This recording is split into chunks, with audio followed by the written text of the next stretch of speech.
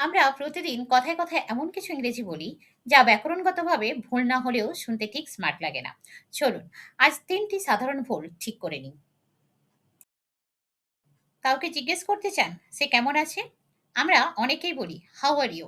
এটা ভুল নয়, কিন্তু এর বদলে বলতে পারেন হাউ ইজ ইট গোয়িং বা হোয়াটসঅ্যাপ। শুনতে অনেক বেশি ন্যাচারাল লাগে। বাইরে খুব বৃষ্টি হচ্ছে। ইট ইজ রেনিং হ্যাভিলি না বলে একটু অ্যাডভান্সড ইংলিশ ট্রাই করুন। বলুন ইটস পোরিং আউটসাইড। কারো কথার সাথে একমত হলে আমরা সবসময় বলি আই এগ্রি উইথ ইউ। এবার থেকে বলুন এক্স্যাক্টলি অথবা ইউ আর অন পয়েন্ট।